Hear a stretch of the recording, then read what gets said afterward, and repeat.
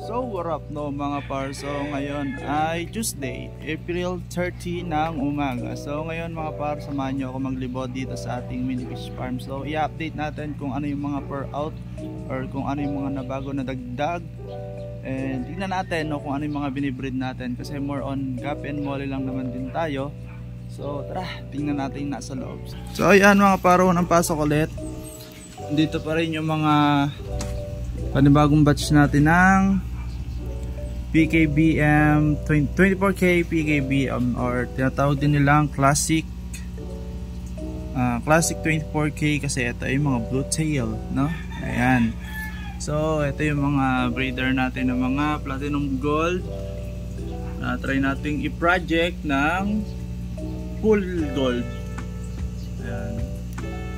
So meron ditong isang hinirang po kay kuya na golden blue tail. So wala nang male yan, kaya try nating cross yan. So paglalaroan natin yung mga kulay ng mga par. Sana mag-success tayo sa mga project natin, no?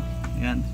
Then dito naman ng mga par is ito yung lemonade ninja natin na gagawin natin breeder. Pero kung may mga PM no na kukunin itong mga lemonade ninja natin, so PM lang kayo sa ating FB page. Yan, ito yung FB page natin, Carl Aqua Life, no? Ayan, same logo, same name. So next is ito yung mga swordtail natin. So meron dito mga molly and meron dito tayong mga short body na swordtail. Yan. So dito ay wala nang laman yung PKBM natin na naubos na. So meron pa tayo ditong mga balloon platy. So ito yung tinatawag na red chili balloon platy. So ito yung quality ng mga red chili mga par, dahil ito yung mga high back, no? So ayan, goods na goods. Then dito yung mga assorted male ko, no? Female, pasensya na mga par, nagkakamali lang. So ayan, assorted female. So yung iba dyan pipilian, yung iba ibibenta. So ito yung assorted platy natin na per out. Ito murang mura lang mga par, 10 piso isa. Ayan. So dito is mga long body na fairy. So ito yung mga long body natin na mga black fairy. So binibenta natin yan ng murang halaga. Then ito yung mga male natin. Yan, ito yung mga male na pang outcross natin. So pipilian ko na din to kung ano yung mga per out ko. Tatanggalin ko na yung mga long. Kasi lalagay ko lang dito is puro mga short body, no mga par, para mabawas-bawasan sila dito. Then ito pa rin yung ating golden black balloon molly. Yan, paubos na rin kahit papano. Pero ang dami nitong batch mga par, susunod. Yan. So ayan yung mga golden black balloon molly natin mga par. Then sa mga babae, ito yung mga binibreed kong or binubuhay ko pa, no? Kasi namatay yung mga strain na to. So ito yung tinatawag na koi snake skin, albino koi snake skin. So ba't nga ba tinawag na snake skin? Check nyo yung mga male. Wait, di natin makita. So ayan, binabaan ko yung brightness. May snake skin siya mga par. So red din, may red din sa ulo. Mapapansin nyo, meron tayong mga female na walang red sa ulo kasi itinatry nga natin buhayin. Kasi may genes naman sila ng koi, kaya possibly pa rin na maglabas ng koi, no? Pero 50-50 na rin.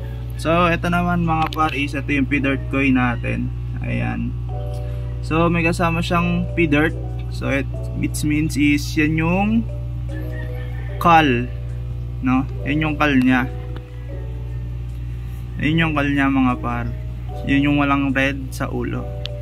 So ito naman mga par is ito yung mga breeding section natin dito. Yan. Yan yung breeding section natin. So ito yung breeder ko ng Dumbo Ear Mosaic or tinatawag na DEM, no?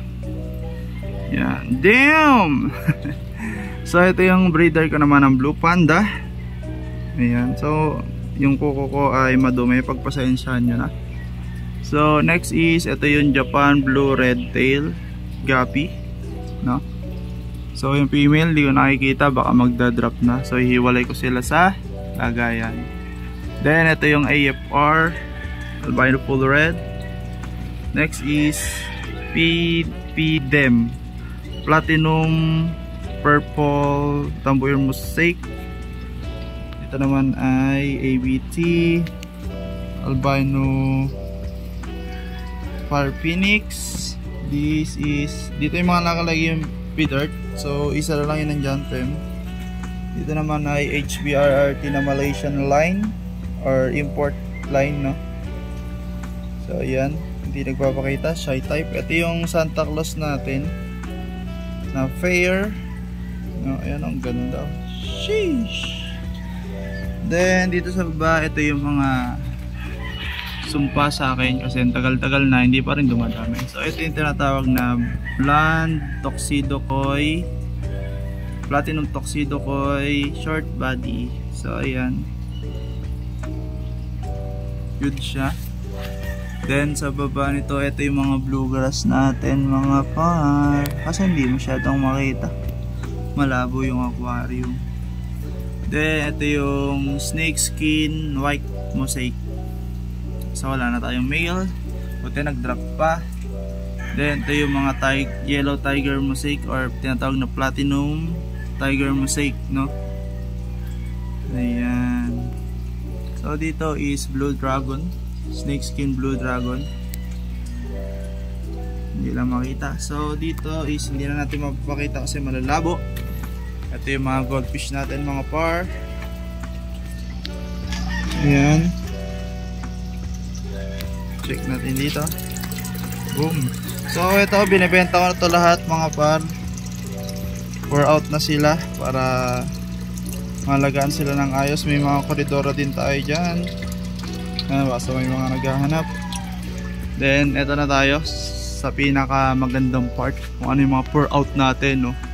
So ito, meron tayong Silverado red double sword. Yan. Meron tayong female ng ito yung female ng platinum koi tuxedo short body. Female ng ano natin, HBRRT na wait, hindi makita mga par. So ayan, medyo malabo. HBRRT na female na import line na taga sa Malaysia. Male ng HBRRT. Ayan, hindi lang natin makita kasi lumalabo. Pero goods yan mga par, syempre naman. So wait lang, isin lang natin yung mga Dumbo ear mosaic natin, no, mga par. So ayan, half moon na din yung mga female, semi half moon, or ayan normal, ayan half moon. So next is ito yung mga male ng platinum tuxedo koi short body. So next is ito yung mga male ng, ayan, check natin top view. Ayan yung mga male ng white mosaic snake skin. Tapos ito yung mga Japan blue red tail na mga pa-fry natin, no? So sa susunod may mga pang out na rin tayo dito. Ito naman yung platinum yellow tiger mosaic top view, check. Ayan. So may mga pa out na tayo na susunod around 1 week siguro. Then ito yung breeder natin, yellow pingu, kaso ayusin na natin yan kasi sobrang tanda na. Ito na may mga pour out natin ng hindi pala kita, HBB.